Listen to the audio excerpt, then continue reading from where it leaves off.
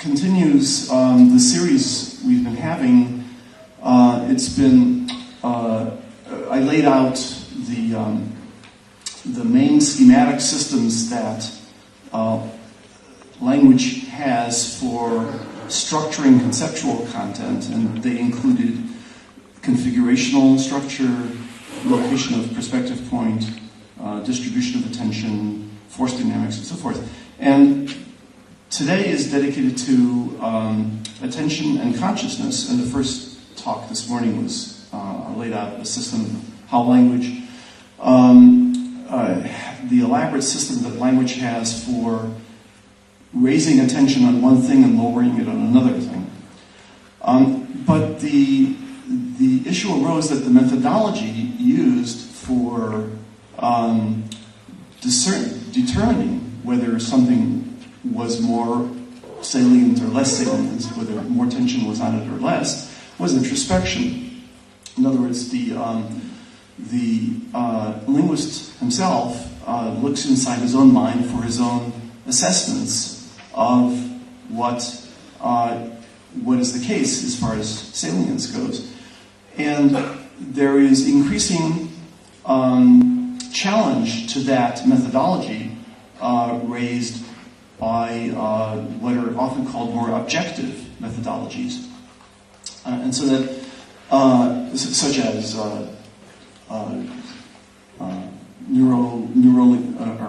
psycholinguistic probes and neuroscientific scanning mechanisms and all those techniques. So, and even though introspection is still the main methodology used in linguistics, increasingly objections are raised that it's not empirical or objective, that it can't be faulted or repeated. These are the hallmarks, so-called, of objective sciences. That it's inaccurate, that, and there's a school of thought that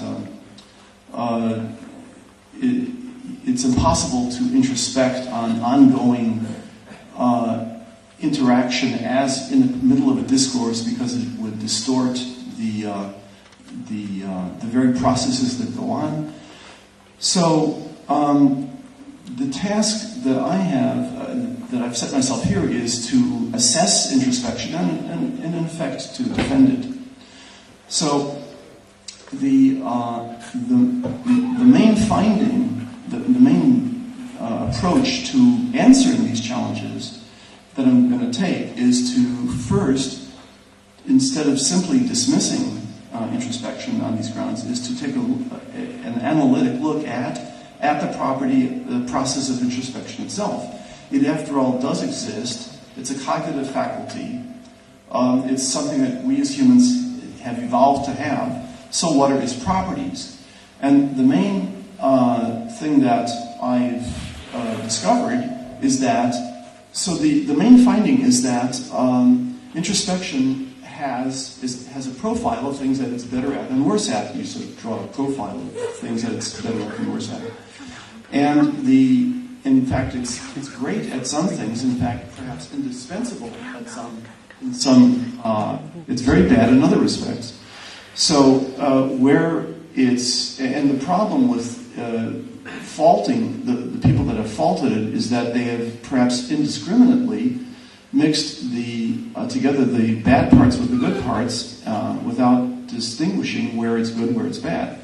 So my first task is going to lay out the profile that it has, and where introspection is bad, other methodologies will in fact prove to be supplementary to it or complementary to it and be much better. So, and in fact, if you look at them, every methodology has a profile, has its own profile, and it's better and worse at some things. Each has a different profile. Each might be indispensable for certain aspects of getting at language, and no methodology by itself should be considered the gold standard overall for language. Although I think there's a tendency in particular on the part of experimental psychology, to regard itself as the gold standard, but it's not. There are things it can't do. It too has a profile. So I've listed there a number of methodologies, 11 of them. I won't go through them, but they include things like introspection, comparative analysis of semantics and grammar and so forth, noting differences between different languages and different language modalities, such as spoken language and sign language, and it includes all the other usual kind of seeming allegedly more objective methodologies, such as gathering data long-term, as in child language acquisition, corpus research, often computer-aided corpus research, where you have written down accumulated bodies of text, whether written or spoken. The experimental methods of psycholinguistics, the scanning techniques of neuroscience, the simulative techniques of artificial intelligence. Okay, so that's the basic approach, and so now it's time to give an introduction to what I think introspection is. To characterize it, you need to understand, to posit two levels of consciousness within a single individual. One is the first level of consciousness, which is the level at which various aspects of language can register in someone's consciousness at some kind of first level, and they'll do so to a greater or lesser degree. Some various aspects of language. So some things will register quite strongly at the first level. Let's say the meaning of something. Some things will register barely at all on the first level of consciousness, such as some grammatical pattern, let's say. Then there's, and I'm calling that the first level of consciousness, and you're going to be conscious of these various aspects of language. I think I'm using the term the readiness with which, how readily some aspect of language can register there in the first level. In addition, there's a second level of consciousness, which then has as its object parts of the first level of consciousness. And the second level, at the second level, you are able to volitionally direct your consciousness at some selected portion of the first level. And the elements of the first level will vary will range over a range as to how stably they can stay present under such scrutiny from the second level. So they will be, if some will be more intense and stable, and those will have greater, what I'm calling amenability to such inspection from the second level.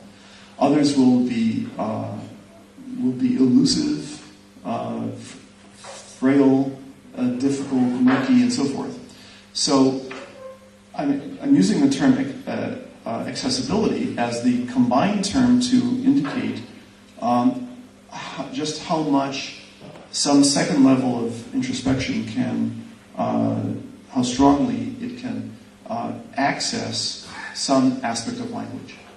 So that will be its accessibility. So something will have it'll either have greater or lesser access to some aspect of language, or some aspect of language will have greater or lesser accessibility to this second level of attention.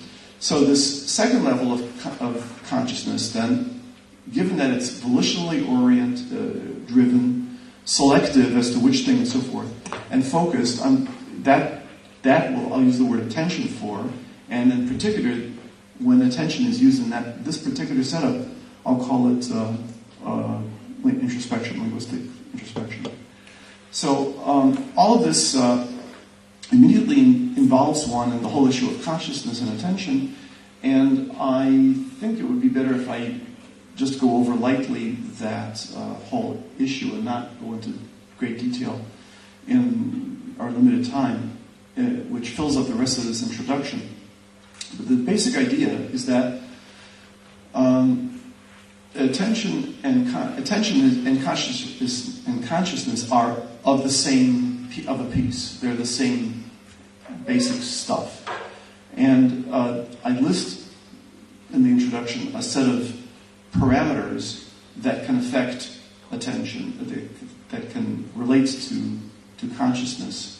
Something can be conscious or unconscious. You can be interested in the consciousness itself or the object of the consciousness. There are differences of strength. There are differences of quantity and quality, of quantity. There are temporal differences. Is the object of consciousness steady state, or is it shifting? And if it's shifting, is it on the increase or the decrease? There's a whole set of parameters. And attention, as the word is used in standard English, let's say, is simply consciousness with a particular selection of these parameters. So it's consciousness when it's focused and volitionally directed and stronger and so forth. But otherwise, it's simply a kind of consciousness. It's consciousness with certain properties selected for it. And also, just to make sure that I'm clear about this, I regard consciousness as well as attention as a gradient. So you can have, so the same terms, a set of terms will be used. Something can be in the center of consciousness or in its periphery. Something can be equivalent to that would be something can be in the foreground of attention or in the background, or high in attention or low in attention. Or something can be salient, of high salience or low salience. All of those terms are going to be equivalent. Okay? So I think that'll suffice. Let me just give like a quick example to orient people to introspection at work. Let's say in the course of discourse, you're talking along, one person is talking and another person says, I don't understand. Well, what's involved there? Here we have an actual online discourse. Well, the person who says, I don't understand, has probably been all along monitoring the incoming discourse from the speaker, interpreting it, and trying to make some kind of coherent whole out of it. And he monitors the quality of its coherence. If at a certain point it feels to him that it's not so coherent, he might then say, I don't understand. So this is an example of introspection. The hearer is monitoring his own experience of coherence of his interpretation of what the speaker is saying, finding it insufficient, and then there rises the wishing him to get it more coherent, and then he says, I don't understand. Then when the speaker hears this, the speaker in turn has to immediately review online. This is all introspective, and this is in the middle of an actual ongoing discourse. Has to then review what he has just said and how he said it, and has to go back to the larger ideational complex that he wants to convey, and go find some other way, some other form to use to convey the same ideational complex. Or else he'll repeat the same mistake, or the hearer will once again not understand. So all of this is self-monitoring. It's a perfect example of introspection at work in the middle of discourse.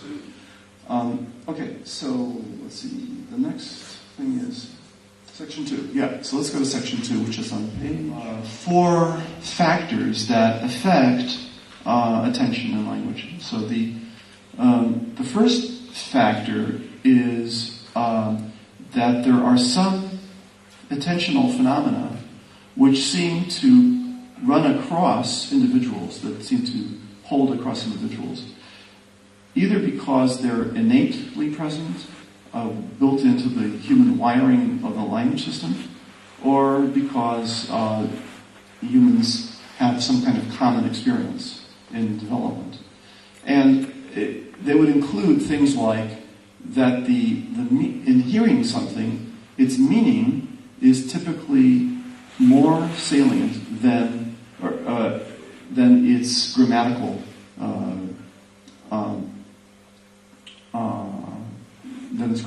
characteristics. So there will be a kind of gradient you can find across a range of aspects of language, and it'll be easier to introspect on the meaning of something than on its grammatical properties. Well, that may be wired in, and people will this difference will be pretty consistent across individuals. There's the next factor is that there will also be individual variation. Some individuals will deviate from this standard ranking of accessibility to consciousness, either because they've had training or because their individual innate wiring is just a bit different. I gave this example earlier in the sequence of talks, but I'll give it again because some new people are here. I worked on an American Indian language in Northern California called Atsugewi, and I worked with two different women. One woman was unable to identify. This language is polysynthetic. It has many a verb and many prefixes and suffixes on any given word. And the first woman I worked with could give me one whole word beautifully for the situation I asked, but was unable to identify any piece within it. And as it happens, this particular language has what's in the literature called an instrumental prefix. I call it a cause prefix. It has to be present. It tells you how you caused the action of the main verb. So, for example, to squash a bug is yet, but you can't say it by itself. You have to say how you squashed it. So if you squashed it by acting on it with your hands centripetally, like this way, you'd say, if he did it, you'd say yet. And if you did it this way, hands acting manipulatively, yet. If you did it with your foot, ma'yet. If you did it with your buttocks by sitting on it, I squashed the butt by sitting on it, yet. If you poked it with a linear object this way, yet. Scraped it, yet. If you swatted it like a swinging object, yet. Okay, so it goes on and on. It took me a long time to figure this out, but the first day I went to work with the second woman, I asked her, how do you say, I shoved him away? And she said, well, if you're doing it with your hands, you'd say, now if you're doing it with your shoulder, you'd say, now if you're doing it with your feet, you'd say, So she immediately gave me an analysis of this prefix in this language, which I had to figure out by myself with the first woman. So this woman had, presumably in her innate wiring, due to individual variation, a conscious access to a certain aspect of her language, the grammatical structure of this gigantic polysynthetic verb. And all her life she'd been aware of this, of its analysis. If I'd gone to her first, I would have found it out right away. So that's an example of individual difference. The third thing that impinges on attention is the hearer's current interest. If you're interested in food, you'll hear references to food. The example I have is if you're talking to your lawyer, you're likelier to attend, of all the things that the lawyer is saying to you, aspects of speech, you're likelier to attend to the exact wording of the lawyer. If you're talking to an intimate, you're likelier to pick up on the tone of voice. So that's the current interest value, and that will shift as things change. Then finally, the one that's most important for this talk is conditions of attending. And I set up two conditions of attending, online and offline. Online is my term for when you're in the middle of an actual ongoing discourse with an interlocutor. And it has three aspects of attending to it. One is a preview, so like you might be thinking of what you're going to say next. There's a concurrent one, which is attending to what you're saying now, or the other person is saying. And review, thinking of what you, for example, a speaker has to think of what he's just said, and also consider the totality of the ideational complex that he wants to convey in order to figure out what to say next, which I'm doing right now. So that's kind of a review process. Then the offline condition of attending is can be either discursive when you're sort of rehearsing something resembling full-blown forms of language in your mind by yourself. And again, you could have it like preview, like thinking of how you're going to ask for a raise from your boss, or review, thinking of how the job interview went, or concurrent, it just abets ongoing thinking that you have. And then the other one is what I call excerptive or autonomous form of thing. That's the that's the thing that's most objected to by what could be called contextualists. It's what linguists often do when they think up an example in abstracto, just in isolation, and say, well, if you said this. And that's often objected to by contextualists, and yet it's the mainstay of much linguistic analysis. So I'm going to justify it by saying that it too is part of our innate wired linguistic ability. We have, for reasons which I think are evolutionary, the ability to introspect on isolated, excerpted bits of language by themselves in isolation. Those are the conditions of attending. Let me start this profile of things that language is better or worse at, that introspection is better or worse at. And I will begin with and concentrate on this last thing of offline exertive introspection. And there's a lot of things that it's really good at.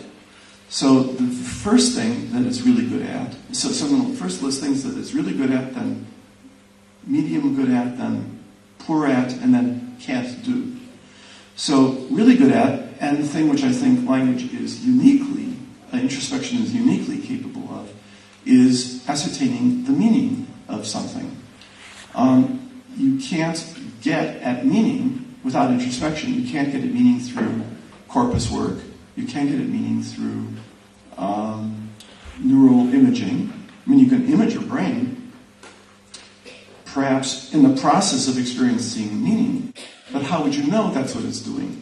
You have to ask somebody, the subject, the person in the MRI, you have to ask him, what's going on in your mind? He says, well, I'm thinking of the meaning of goldfish. And only then can you correlate what the scan is picking up with something that the individual is reporting introspectively. So you have to have introspective reports, introspection of meaning, even to do some of the, in quotes, objective scientific prose. So it's best at meaning, and for example, of a whole phrase, if somebody says, my father built a log cabin, introspection enables you to think about the meaning of that phrase. You can introspectively think about, the way I'm setting all these up is if somebody should ask you something, or if you should initiate in your own head by yourself an examination of what do I think about, what your own introspection, and you can say, let me consider the phrase, my father built a log cabin, and think of the meaning you get, and you can think about it. You can do the same if somebody says to you the word bucket, an isolated word, and you can think of the meaning you get by hearing the word bucket. Same with a verb to plummet. Same with the verb, with the adjective happy. So these are the meanings of open class forms. I think I'll show later that closed class forms are what I would consider less good. Introspection is less good at accessing them. Another thing that's introspection is really good at accessing is register.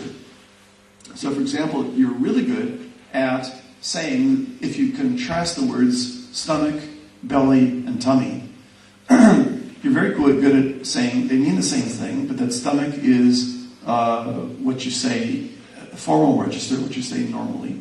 Belly is informal, casual, and tummy is what you would say to kids.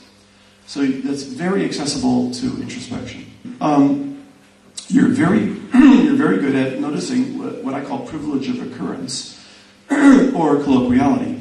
So, for example, you can tell that as between the words buy and purchase, buy is more colloquial than purchases. It's what writers do all the time. They are able to introspect on filling in a particular slot in a sentence with exactly the right word. They're able to run through their minds what are the perfect word to put in that. That's something we're good at. Except that introspection is good at. Grammaticality, for example, and it's because we're good at grammaticality that all of Chomsky's grammar is built on this assumption that we have good introspective access to grammaticality. Without that, there is no Chomsky. So, for example, if you say last year you go there is no good, ungrammatical. But last year you went there is fine. And then conversely, last year did you go there is okay. But last year did you went there is ungrammatical. To any native speaker, it's instantly obvious that the first and the last are ungrammatical and the middle two are grammatical. So that those are grammaticality judgments, easily accessible to consciousness. Most morphemes are polysemous, and it's easy to quickly get some, but not all, of the polysemous senses of a given morpheme. So if somebody gives you the word stock, you can quickly come up with a few of the senses of stock, such as cattle or soup base or the stored inventory in a store. But you're unlikely to get all of them. But you're very easily going to get some of them. Yeah, so in concept, what's my example? Oh yeah, if annoy. If somebody says annoy, if you as a writer want to express the word annoy but want to use some other word, it might very easily come up with a few of such words like irk and bother and irritate and there's a number of them. Members of the category, for example, hear the word tool, you can very readily come up with hammer, screwdriver, and so forth. Conjunction of concepts. If somebody should give to you what is the word that represents a young female cow, you can easily come up with heifer. Again, it's just very readily easy to introspection. I wonder if I should at some point, you get the idea, I should at some point stop the things we're good at. Just to include a couple more of them that I can remember. If somebody points at something and says, what's that? Let's say it's a stork. A speaker of a language can easily say that's a stork. That whole cognitive process is easily accessible to introspection. And furthermore, the same is true for working with another language. If you know another language, or if I'm asking you in some other language, how do you say stork? As I worked with an Atsugewi speaker, she could easily say palak. Palak is. So palak is stork in Atsugewi, and she has no trouble accessing that fact in her language, knowing both languages. Okay, now let's go to things which are of medium ease of access for the offline exertive introspection. One is going to be closed class forms. So, for example, the meanings of for a free form like with. What's the meaning of with? Well, it takes you kind of hard. You can do it, but it's a little harder. Or the meanings of these bound closed class forms, such as unretestable. The the re, the obel. It takes longer, more effort. It's not so like a snap. You hear a bucket, you know what bucket is. You hear re, you're not quite so sure. It takes a little longer, but you can do it. The lexical category of a word is probably such as hearing the word shallow and knowing that it's an adjective. It clearly varies with training, but even so, it's not arcane. It's not incredibly difficult for many people. The salience. So it's this one that I have to have in good working order in order to write a paper or a book on the attention system of language. I have to be able to introspect on just how salient something is in language. So I have to be able to introspect on the fact that hearing the word scurrilous in a sentence, that the word scurrilous attracts more attention than the word everyday would in the same sentence. I have to be able to discern that the concept of futurity is more salient in a phrase like on his upcoming arrival, with this word upcoming, than it is in the S of when he arrives, or in the will when he will arrive. That it's simply the concept of futurity is simply more salient in the open class form of upcoming. So it's introspective access to that this difference in salience that I will need to be able to write a linguistic treatise on comparative salience, on attention, on the attention system. But it's not impossible, but it's not as easy as getting the meaning of bucket. Rather inaccessible, but not impossible, are the semantic components that make things up. In my talk this morning, I took some time trying to show the different semantic components of the verb to pry, as in to pry a board off a wall. With a crowbar trying to pry a board off a wall. It turns out that there's 4 crucial semantic components. One of them is that you have to have something in between the figure and the ground. You can't just pull it off. Another is that it has to be stuck. You can't just flip it off. It has to come off gradually, or else you'll be popping it off. So there are various components that are present in the verb to pry. I consider that to be of low access in introspection. It's not totally inaccessible, but you really have to work at it, and probably do it in conjunction with your... in each of these low access cases, you have to, or you can, other methodologies come into play to complement, to supplement the difficult time that introspection is having. In this case, it's supplemented with comparative semantic analysis. So you can compare and contrast pry with other words, or pry in different situations. So I consider the situation, what if you have a wall, and here's this board attached to the wall, and you have to make up situations, like it's not stuck there, but there's a handle, and you just pull it off. Can you now say, I pried the board off the wall? And the answer is no, you can only say, I pulled it off. That's comparative semantic analysis. You have to controlledly alter different components in the situation and see whether you can now say pry, or if in fact you have to shift to some other verb like pull. So you have to use your introspection into components in conjunction with semantic analysis. With polysemy, we found of easy access is getting a few of the other senses. If you hear a morpheme, a few of its senses, but you're unlikely to get all of its senses. That is already of low access to introspection. You might be able to if you try hard enough, but in this case, it's abetted by corpus work.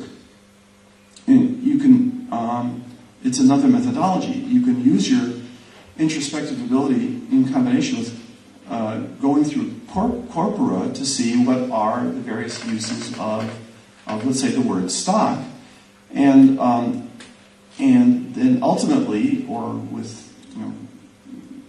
asymptotic closure, you're going to start getting fewer and fewer new meanings as you look through the various usages of stock, and then you can pretty much just conclude that you've now gotten all the meanings of stock. It turns out that this corpus work, dictionaries are in fact a form of corpus work.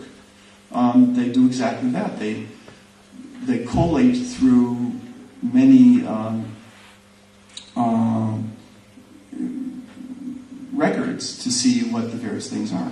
In this case, you abet your own abilities in introspection with coming up with different polysomous senses in order to, with corpus work, in order to get them all.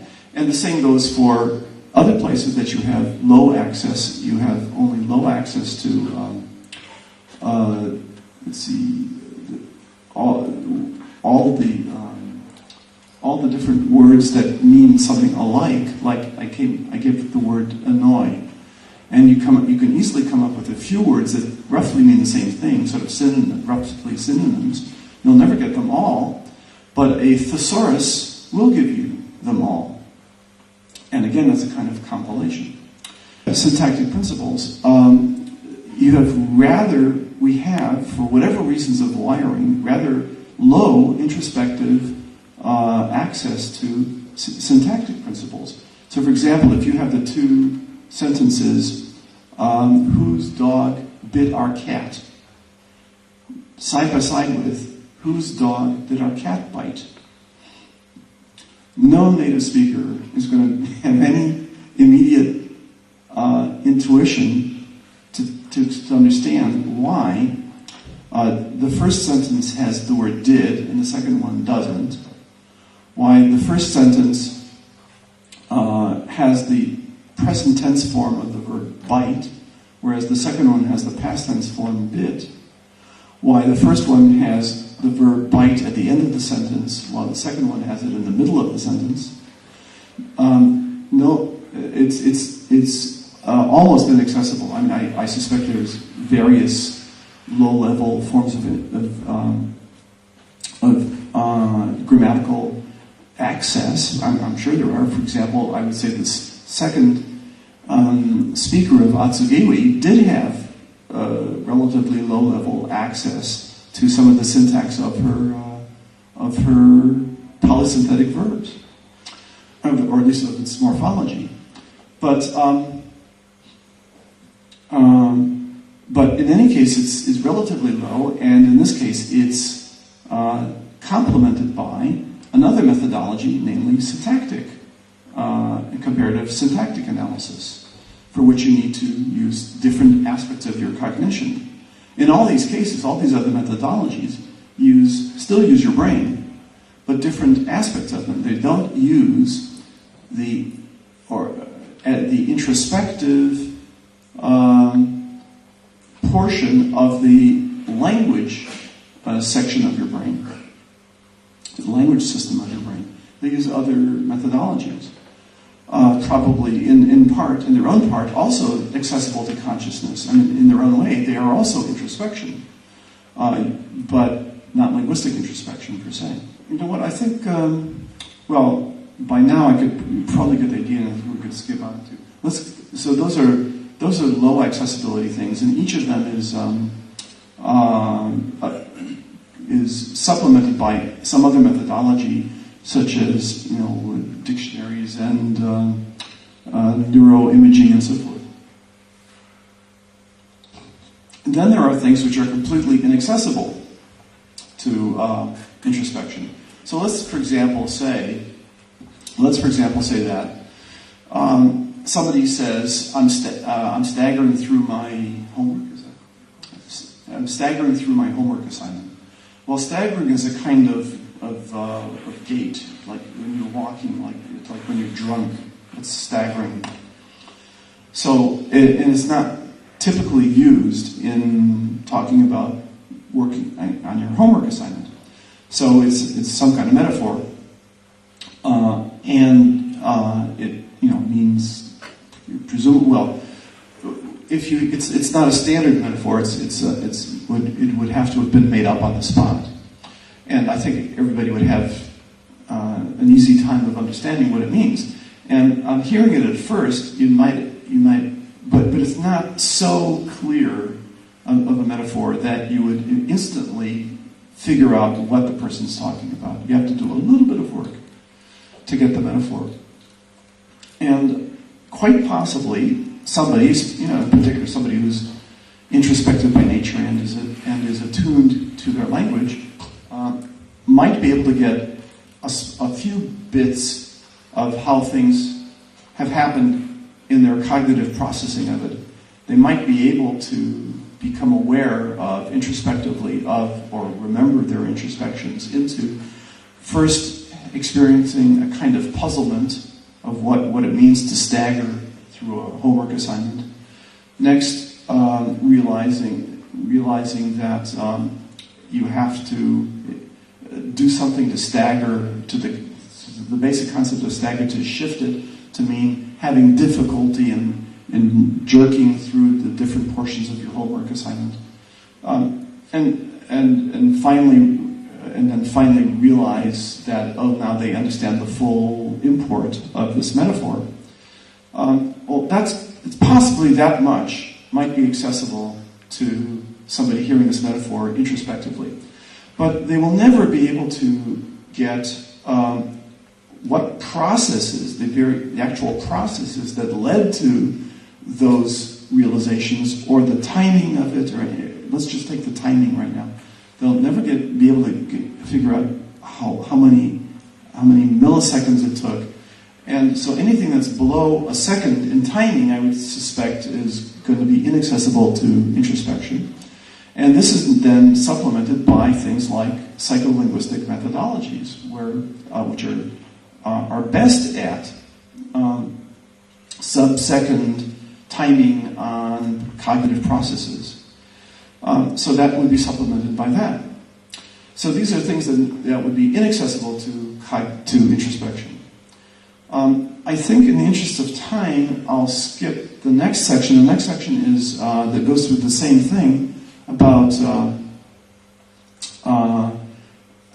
online. All the preceding was what is offline exerptive introspection good at or bad at, good, okay at, poor at, or unable to do.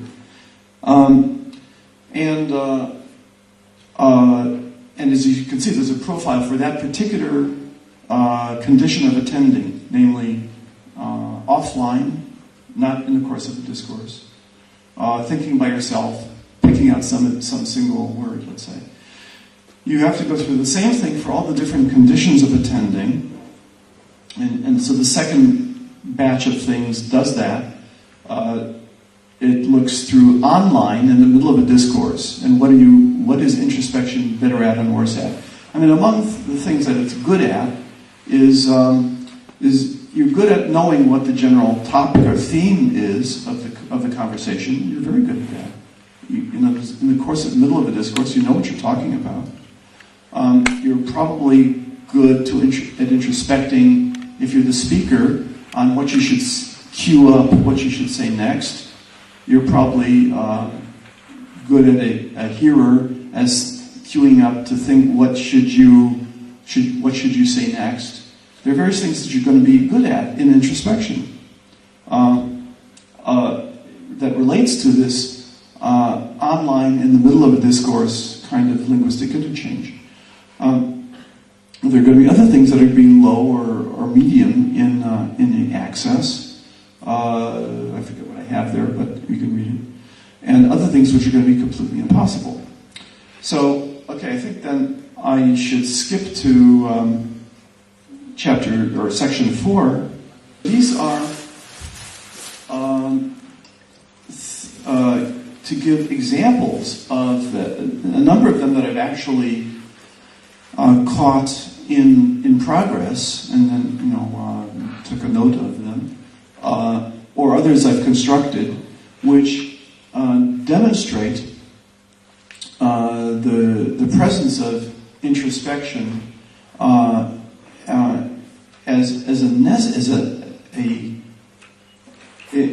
in particular, I focus on online discourse because it's the one that's often in question. Is there introspection during discourse, when you're in the heat of discourse? And there are people who I call contextualists who would deny it. They would simply say that you can't introspect on it. And I, on the contrary, adopt the opposite position, that, on the contrary, you can't even maintain a conversation unless you introspect. And I'll try and give some demonstration of that. So that introspection is built into the very language system, just to enable it to happen. That you have to have a meta level of attention to what's otherwise happening linguistically, that you can direct your attention to see if things are going okay, to maintain them stably, and so forth. So, the first example is going to be, it'll be an example of review. Is it review or preview? It'll be a review, the review type of online thing. So let's say, and this I just made up, but it seems to make sense.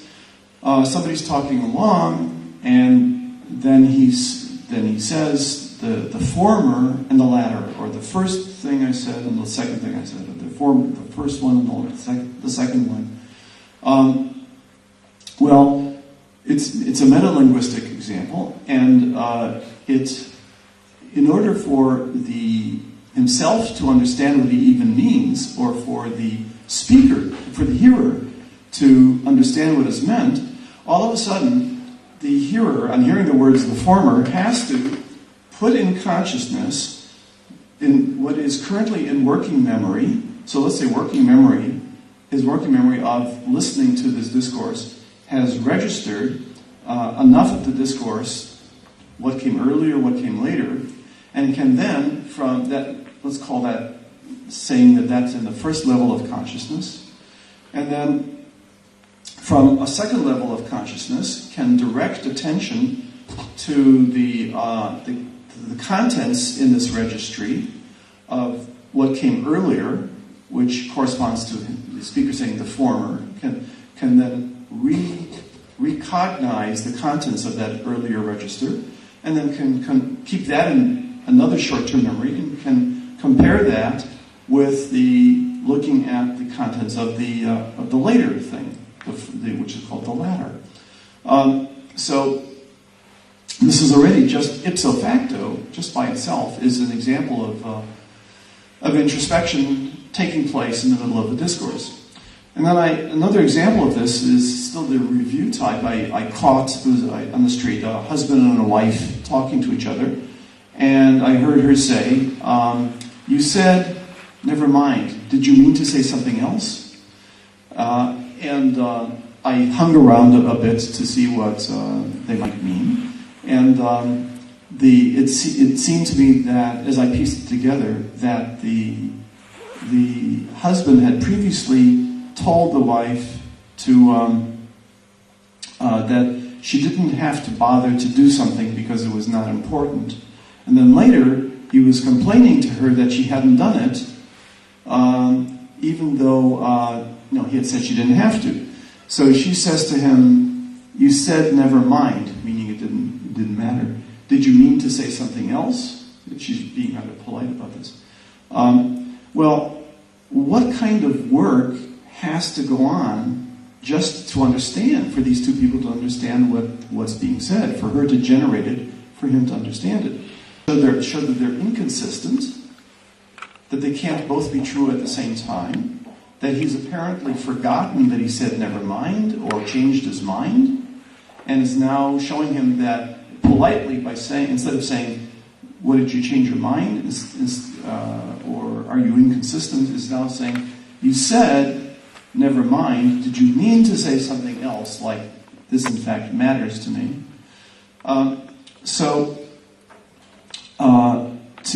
And all this is done by elements that are kept in working memory at what you could call the first level of consciousness, where they're maintained there long enough to undertake this preparative process, and she's using a higher level of attention to look at these, enforcing the husband to do the same thing, to look at the contents of each part and to compare and contrast them. All this is going on in the middle of a conversation, and it's so natural, it's so automatic, that maybe the contextualists lose the fact that it's actual introspection that's going on right then and there. It would have to go on, I think. In the concurrent thing, if I might as well include it, for example, if somebody, if two guys are talking, one holds up a mattock, it holds up a tool and says, "This is a mattock." Most English speakers don't know what a mattock is. In fact, I didn't until I looked it up. Holds this up and says, "This is a mattock." The hearer might undertake a certain introspective act. He might take the introspective act to look at this conjunction of a sound, mattock, a sound, a shape, a phonological shape, and an actual object before him, and note to himself, make a mental note that the two go together and constitute a morpheme, and try and make a mental note to add this morpheme to his lexicon. All this is going on meta-linguistically with introspection. The person is, some part of the person's mind, some part of the hearer's cognition is acting upon an otherwise level of linguistic phenomena taking place. Hearing the word mattock and seeing something, and has decided to do something about it. Another example is this. My father and my son-in-law met for the first time, and he told him how young he looks. Well, you don't know which one said it to the other. You got he and he, they're both men. So a hearer at this point, hearing this, might become aware that the processing has hit a snag and leap to a meta level of introspection and notice that he can't tell, that he's puzzled. He can't tell which he goes with which person, the father-in-law or with the son, or with the father or with the son-in-law. So, okay, that's another example of introspection at work. I can't repeat this one, but it's something I saw. I heard on the radio. It was a BBC reporter, and the woman tried to say these things were overtaken by events, which is a standard phrase. It's an idiom. It's a standard phrase in an English vocabulary. She couldn't find her way to that word. She kept trying to find it, and instead kept talking around it, kept coming up with other locutions that captured the same idea. But she was clearly looking to find that expression. Well, that's introspection. She's looking for a particular word, that's introspection, and she's got an idea in her mind. She's looking for the phrase which captures that meaning, She comes up with something in order to not have silence, just wait, everybody wait while she looks. She comes up with something, finds it inadequate, which is introspective, because she keeps the idea in her mind that she wants, finds this locution inadequate to the idea, discards it, looks for another stopgap of a locution that might fit it, and finally she just has done with it and just leaves it be. She gives up on trying to find the perfect locution. All of this is governed and guided by a second level, monitoring, assessing, manipulating the first level. All that's the introspective level, taking place in the online form of discourse. And this is the concurrent case, where it's taking place as the person is talking. It's concurrent. The previous set were reviews. This one is taking place as the person is talking. There was in Berkeley, where I live, and there's a number of schizophrenics are in the neighborhood and often stand on the street and speak. And you can tell that they're schizophrenic because, or at least presumably are schizophrenic because each fragment of speech seems to be unrelated to the preceding fragment of speech. But I was walking towards one schizophrenic. I could hear him talking from a distance, sounding schizophrenic. And I have a white cane, which I used as a white cane. I could hear the guy you can tell the direction of voice, look away, and I could hear him looking towards me, see me, look away again, and all of a sudden, in the next fragment of speech, the word blind was incorporated in the next thing he said. It seems like for some kinds of schizophrenic speech, whatever perception currently pops into somebody's line of sight, whichever way they're looking, or whatever idea pops into their mind, seems to determine the subject matter of a very local fragment of speech. But then it's some other one immediately gives rise to the next topic for the next fragment of speech. It could happen, very, very small amounts. Well, that's my conjecture that that's what's happening. And but this kind of thing doesn't happen when normal people speak. And my conjecture is the reason that we were able to maintain a single theme through a whole discourse, or at least through a sentence, or through a paragraph, is because some part of our mind is presumably monitoring what's being said, is keeping it on a single track, keep maintaining the theme uniform. And my guess is that if this is all true about this aspect of schizophrenia, it means that particular introspective monitoring capacity is probably impaired in schizophrenics. And therefore, you can use schizophrenic behavior in this regard as an index for, on the contrary, reverse engineering, saying that there must be some capacity which is there, which maintains our normal kind of conversation.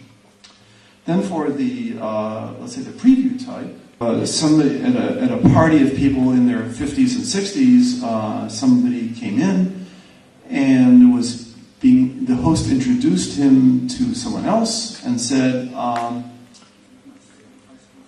he's my last high school friend. And he paused before the word friend. My interpretation, and it turns out he and this new person, the host and the newcomer, were never intimates, they were never chums.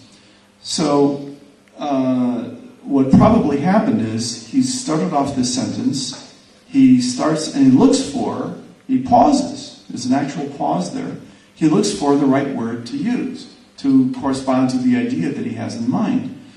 Well, friend seems too close for the actuality that they were, good acquaintances, but that's all. And acquaintance, however, seems too distant. So there's no immediate word comes to mind. If he took more time at it, maybe he'd come up with the word classmate, or he might reformulate the whole sentence by saying, he's the last person I knew in high school that I still know, which is what he means. But what this pause shows is that there's, and he goes anyway. He just goes ahead and selects the nicer of the possibilities, that none of which fit. It shows that he's introspecting, looking ahead to use the right word, and pausing while doing it. So that's an example of a preview with introspection involved. A Danish linguist I know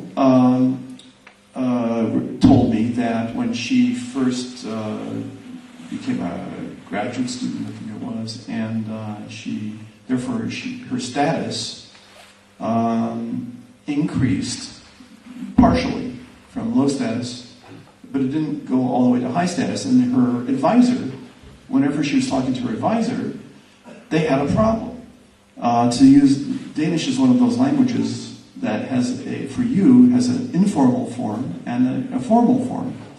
But the informal form seemed to both of them to be too intimate, and the formal form seemed to be too distant. After all, she was now halfway towards him in status. So what they did was they wound up reformulating their sentences so they never had to use the word you in it. So they would, instead of saying something like, do you have to go to class now? She would say, is there a class to go to now? Eliminating the whole problem. Well, in order to do this, each of them had to have forethought. Before uttering a sentence, they had to get in mind what they were going to say and introspect to find a formulation that lacked a you in it, so as to avoid the problem. So here's another example of preview with introspection.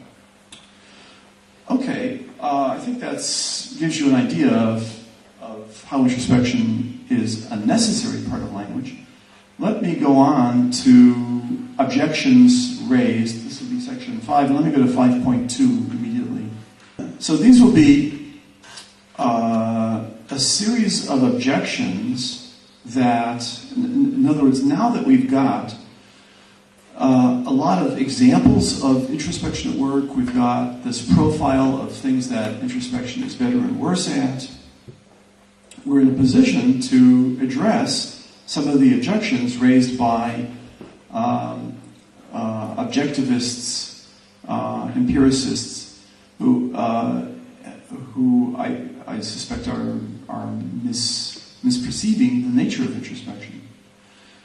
So for each objection, I'm now in a position to give a counter to it. So the first objection is it pertains to consciousness, and they say since there may be no such thing as consciousness at all, consciousness probably doesn't exist at all. That's one position maintained by some empiricists. And your claim about introspection not only assumes consciousness, but it assumes it at two levels. Therefore, it's quite problematic. And I think the right answer to that is that objection is really beyond the issue of introspection or non-introspection. If you don't believe in consciousness at all, you don't believe in a whole lot more than just the lack of introspection. And if you do accept it, you're accepting a whole lot more than just introspection. So it's really a ground-setting issue, which introspection simply fits into as a relatively smaller part of it. And it shouldn't be raised against introspection per se by itself. On the other hand, with that said, it turns out that performing a fine analysis of introspection can be turned around and used as some kind of evidence for the existence of consciousness. an objectivist might say there's no consistency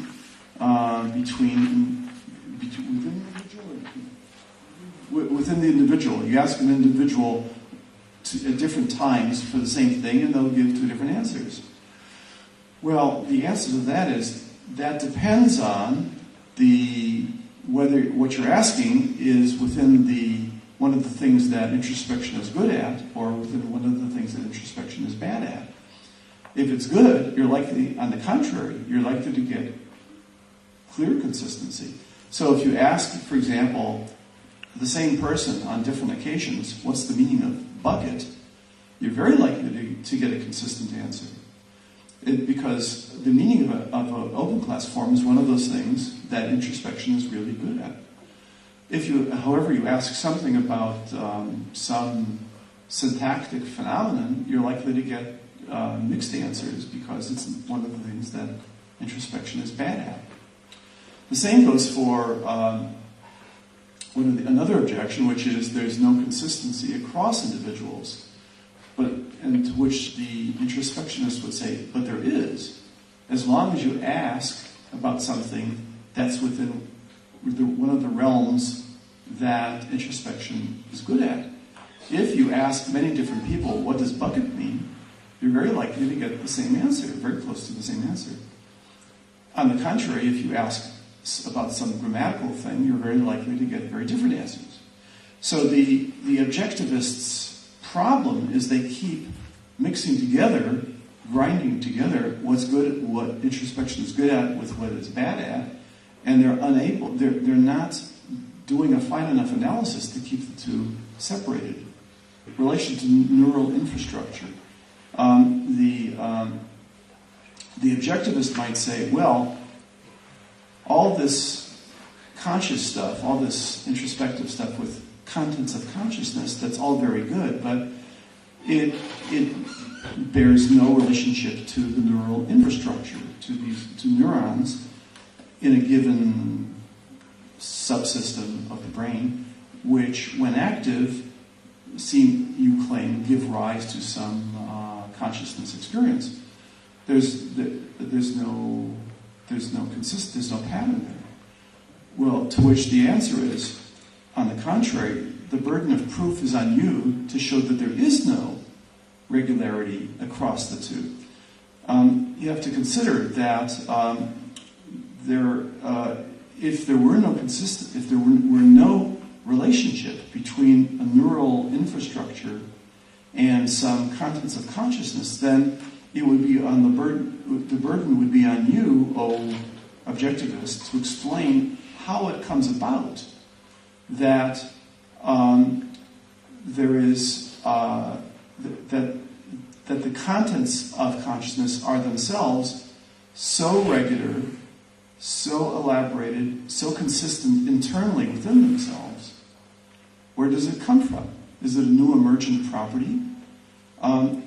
You might as well just say that those properties of conscious contents derive simply from a consistent form of neural pattern present in the neural infrastructure. Otherwise, for those who posit a radical split between them, it's for them to explain why there is any kind of consistency present in the conscious level. They say, well, okay, the objectivist might say, well, okay, let's say consciousness does exist, let's grant it. But why bother with introspection if you can get the same results, similar results with the other methodologies, and you get better ones and more consistent ones with them? Well, to which the objection is, that's fine, except there are some things that only introspection gets you. You get meaning only with introspection. You don't get it anywhere else.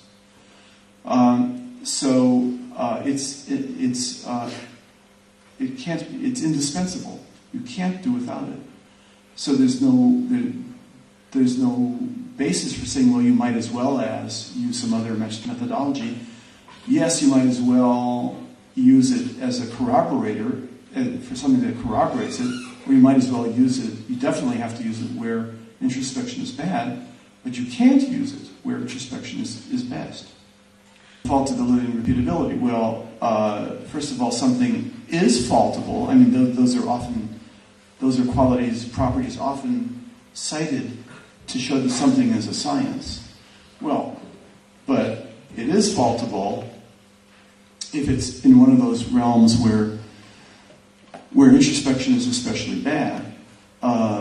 So let's say somebody says something about syntax, which is really kind of something wrong. Well, it's readily faultable by comparative syntactic analysis, by one of the other methodologies. So it's readily faultable, but it's one of the bad things that's faultable. As for repeatability, well, again, one of the good things is repeatable. Every time you ask somebody what does bucket mean, you can repeat it. You get the same answer. So it's fully repeatable. This brings up something that is often said when you have. I come from a linguistics department which did a lot of field work, especially on American Indian languages, and often there was this phrase used, which was "never trust the native speaker." But it has to be understood correctly. It only referred to things like syntax. In other words, things where introspection is especially bad. A native speaker might easily say, well, you could ask, well, why do you say it that way? And the native speaker will come up with some reason, but it'll be pretty poor. You should not trust the native speaker for those. But those are syntactic things. On the contrary, you have to trust the native speaker for grammaticality judgments and for the meanings of things in the first place. In fact, they're the only things to trust. They're the only ones to get those concepts from the native speaker themselves. So it's when you say something is not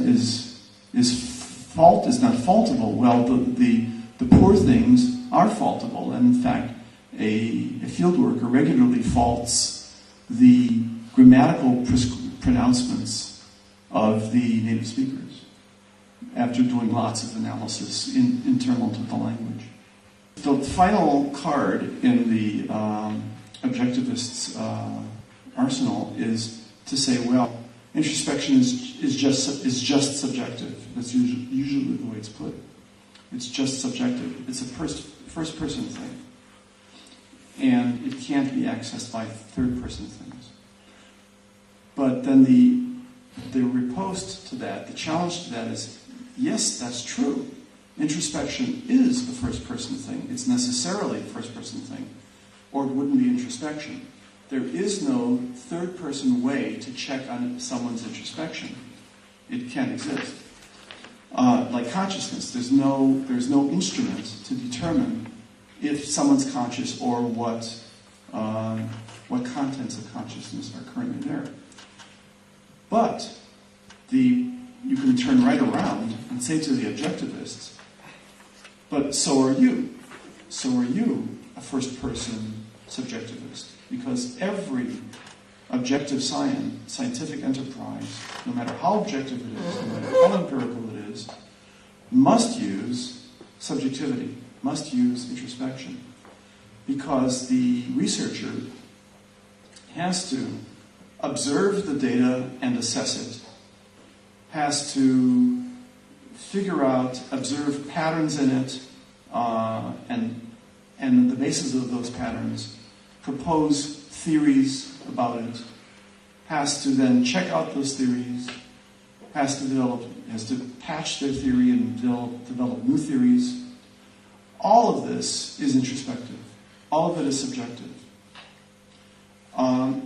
There may be parts out there that involve tangible, concrete instruments and so forth, which themselves in turn produce data. They may produce printouts, or they may produce meters with readings on the meters. But still, it's they that have to read what's on those meters, or read the printouts, and in the quiet of their minds, make sense of it. It's intrinsically introspective. It's intrinsically subjective. There is no science without subjectivity. So whether it's acknowledged or not. So ultimately, so that's the last riposte on the part of the introspectionist. It says, well, you need it yourself. So the task is, let's, instead of opposing each other, let's join forces and develop a science of introspection. Because even if introspection were not necessary, it still exists. It's an actual cognitive phenomenon. So it should at least be the target of scientific investigation, not simply dismissed, in order to find out how is our cognition working with respect to it. But from everything that I've shown here, it's not merely another cognitive phenomenon needing research. It's an indispensable cognitive phenomenon. Okay.